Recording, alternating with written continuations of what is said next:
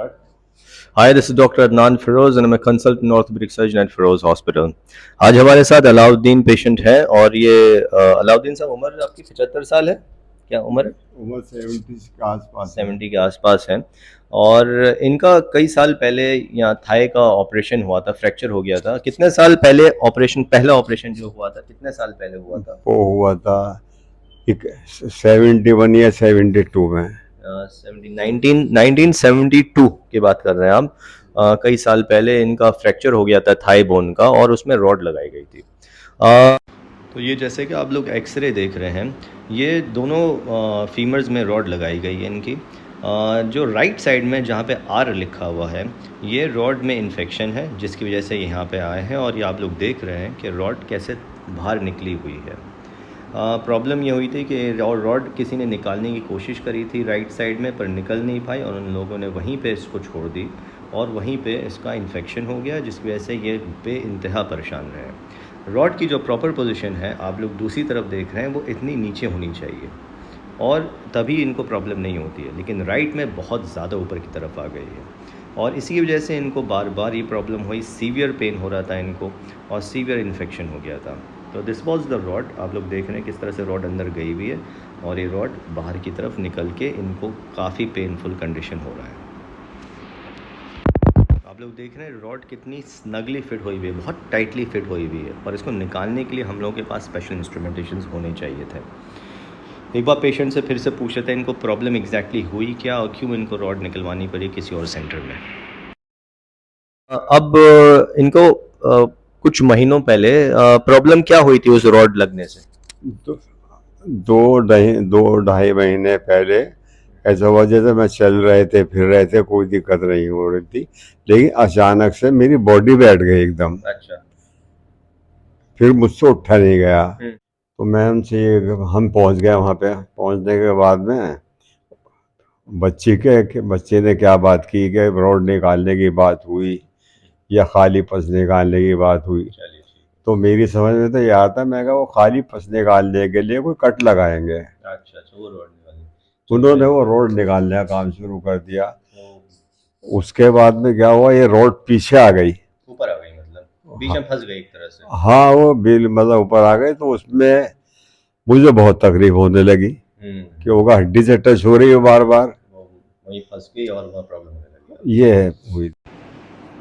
तो ये पेशेंट इसी रॉड की बात कर रहे हैं जो आर लिखा है राइट साइड। वो रॉड निकालने की कोशिश करी गई थी किसी और सेंटर में पर due to unavailability of proper instrumentations ये रॉड निकल नहीं पाई थी और इनको ऑपरेशन को अबॉर्ट करना पड़ा बीच में। ये रॉड इन्होंने वहीं पे छोड़ दी थी, ऊपर आधी बाहर निकली हुई। इसमें सीवियर इन्फेक्शन हो गया था और ये चल भी नहीं पा रहे थे इसके बाद क्योंकि ये रॉड ऊपर की बोन से टकरा भी रही थी। आप लोग देख रहे हैं कि रॉड ऊपर की तरफ बोन से छू रही है और इसी वजह से इनको काफ़ी सीवियर पेन रहा। तो बेसिकली ये इनको 3 महीने पहले इस बोन में इन्फेक्शन हुआ और जब कोई इम्प्लांट या कोई ऑपरेशन होता है या कोई भी स्टील की चीज़ अगर लगी होती है तो उसमें अगर इन्फेक्शन हो जाता है तो कायदे से we have to remove the implant. Implant को निकालना ज़रूरी होता है, सिर्फ कट लगाने से सही नहीं होता है। पहली बात, इम्प्लांट निकालने में प्रॉब्लम ये हुई कि प्रॉब्ली उस हॉस्पिटल में उनके पास इंस्ट्रूमेंटेशंस अवेलेबल नहीं थे रॉड निकालने के लिए। तो वो जब ऑपरेशन थिएटर इनको ले गए और रॉड निकालने लगे तो वो रॉड निकल नहीं पाई इनके थाई से और वो यहाँ से लेकर यहाँ तक अटक गई और वो रॉड को उन्होंने ऐसे ही छोड़ दिया क्योंकि वो निकल नहीं पाई थी और उसको उनको ऑपरेशन को उनको अबॉर्ट करना पड़ा बीच में ही और उस रॉड को ऐसे ही छोड़ने के बाद उनको क्लोजर करना पड़ा। अब जाहिर सी बात है जब अगर रॉड नहीं निकलेगी तो इन्फेक्शन भी नहीं कम होगा क्योंकि जब तक हम लोग कोई भी इन्फेक्टेड इम्प्लांट बॉडी से नहीं निकालेंगे इन्फेक्शन का सोर्स ख़त्म नहीं होता है। उस रॉड जब आधी निकल गई थी तो ये चल भी नहीं पाए थे अच्छे से क्योंकि अब रॉड इनके हिप बोन में जो पेल्विक बोन है वहाँ पे टकरा रही थी और ये इस कदर तकलीफ़ में थे उस रॉड आधी निकली हुई की वजह से कि ये चल नहीं पाए और इन्फेक्शन की वजह से भी ये इतना पस निकलता था कि ये 2 महीने से ये ऑलमोस्ट बेड रिडन हो गए थे। ये मेरे ख्याल से 2 ढाई महीने जब इन्फेक्शन हो गया था ये मेरे पास आए थे तो हम लोगों ने फिर रॉड निकाली। रॉड निकालने में हमें भी डिफ़िकल्टी फेस हुई क्योंकि जब इतना पुराना ऑपरेशन होता है तो रॉड बहुत मजबूती से अंदर फिक्स हो जाती है। तो ये एक पेशेंट थे हमारे जिनकी एक रॉड जो है वो फीमर के अंदर फंस चुकी थी। तो ये हम लोगों को जब भी फ्रैक्चर होता है, ये फीमर बोन होती है, तो ये फीमर बोन होती है, जब भी ये फ्रैक्चर हो जाती है तो आमतौर से हम लोग जो नेल्स डालते हैं, यूजली जो आजकल तो हमारा पुराना नेल है, तो ये हम लोग यहाँ से एंट्री पॉइंट बना के हम लोग इसके अंदर घुसा देते हैं। तो इस तरह से रॉड जो है वो फ्रैक्चर को पकड़ लेती है और ये रॉड हमेशा अंदर रहती है। इस पेशेंट में सर्जरी जो हुई थी वो अराउंड 1971 में हुई थी। तो ये जितनी भी जो पुरानी नेल्स होती थी उन्हें के नेल कहते थे हम लोग, ये के नेल होती है। So this was the nail which was inside this patient, और ये पेशेंट में ये नेल जो है ये फंस चुकी थी। अराउंड 40 ईयर से ज़्यादा हो चुके थे इस ऑपरेशन को। ये पेशेंट कहीं और भी हॉस्पिटल में जा चुके थे, तो ये नेल एक तरह से इस तरह से फंसी हुई थी अंदर। तो जब ये किसी सेंटर में गए क्योंकि इसमें इन्फेक्शन हो चुका था, तो वो नेल बाहर निकल नहीं पाई। तो क्या हुआ, ये नेल जब वो निकाल रहे थे तो वो इतनी निकल गई नेल, लेकिन ये अंदर भी नहीं जा पाई और बाहर भी नहीं निकल पाई। तो उन लोगों ने क्या करा था कि ये इस नेल को यहीं पे छोड़ दिया और क्लोजर कर दिया। अब प्रॉब्लम इनकी हल नहीं हुई थी पेशेंट को, अब क्योंकि नेल थोड़ी सी बाहर निकल गई थी तो ये यहाँ पे टकरा रही थी इस बोन में, और इनके टिश्यूज़ में भी, यहाँ तक ये टिश्यूज़ में भी टकरा रही थी। ये पेशेंट इतना सीवियर पेन में थे कि ये चल ही नहीं पाए थे। तो बेसिकली हम लोगों ने क्या करा कि बिकॉज जब भी नेल निकालना हो, इसको रॉड कहें या नेल को, द सेम थिंग, इसको रॉड, आप रॉड भी कह सकते हैं, नेल भी कह सकते हैं। इस पेशेंट को रॉड यहाँ पे फंसी हुई थी, अब इसको निकालेंगे कैसे? निकालने के लिए हमारे पास प्रॉपर इंस्ट्रूमेंटेशन होनी चाहिए। बिना प्रॉपर इंस्ट्रूमेंटेशंस के आप लोग रॉड्स को नहीं निकाल सकते हैं। You never know where you can get stuck.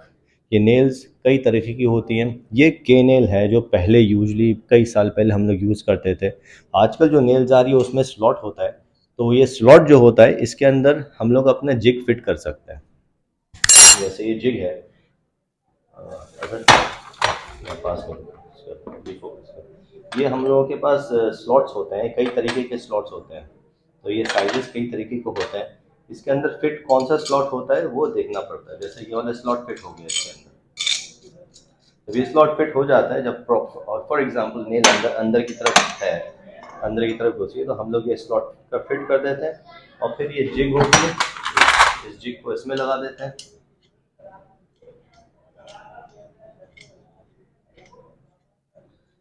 और जब जिग लग जाती है तो हम लोग नेल को अंदर से हैमर करके, ऐसे हैमर करके निकल जाती है। तो इसमें कोई प्रॉब्लम ज़्यादा नहीं होती है। लेकिन जो आजकल जो पुरानी नेल्स हैं उनमें ये स्लॉट फिक्स नहीं होता था, उसमें इसमें कोई स्लॉट ही नहीं है। आप लोग देख रहे हैं इसमें कोई स्लॉट नहीं है, तो यहाँ चूड़ियाँ कहाँ जाएंगी? इसमें क्या करते हैं हम लोग, मैं आपको बताता हूँ।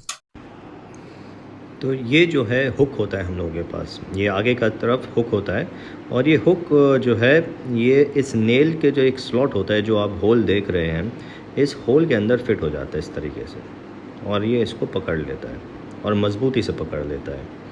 और जब ये फिट हो जाता है तो हम लोग इसी को हम जिग में फिट कर लेते हैं। आपको अभी दिखाएंगे किस तरह से आपको ये जिग में फिट होता है, और इस तरह से हम लोग हैमर ऊपर कर लेते हैं। तो ये जो है जैसे मैंने दिखाया था, ये हुक भी इसी स्लॉट में फ़िट करते हैं, और जब एक हुक एक बार स्लॉट में फ़िट कर देते हैं तो ये नेल के अंदर लग जाता है, जैसे कि आप लोग दिखा रहे हैं। फॉर एग्ज़ाम्पल अगर ये नेल अंदर की तरफ है तो हम लोग थोड़ा सा इंसिजन बनाते हैं कि वो स्लॉट दिख जाए इसका, और यहाँ पे हुक फंसा देते हैं। एक बार हुक फंस गया अंदर तो वो मज़बूती से इसको पकड़ लेता है। इस ऑपरेशन के दरमियान हमारे 3 हुक्स टूट चुके थे क्योंकि इतनी टाइटली फिट थी। Luckily we had 4 hooks. इस तरह से लाइटली हैमर कर करके ये ऊपर निकल जाती है, और इस तरह से नेल इनकी निकली थी। आपको एक छोटा सा वीडियो भी दिखाएंगे किस तरह से हमने ओटी सेटअप में निकाला था इसको। तो ये एक सर्जिकल वीडियो है जहाँ पे मैं नेल निकालने की कोशिश कर रहा हूँ इस पेशेंट के। ये मुझे ऊपर स्टूल के ऊपर खड़ा होना पड़ा था क्योंकि एंगल जो है वो बन नहीं पा रहा था। पेशेंट को लैटरल पोजीशन में लेटाना पड़ता है और कि एक्सिस एकदम सेम रहे।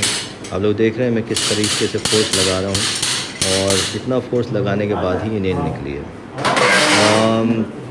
ट्राई कर करके ये नेल निकला है। इस दरमियान हमारे 4 हुक्स टूट गए थे, लेकिन लकली इनफ जो हमारा 4th हुक था उसने काम कर लिया था और इस तरह से नेल निकला।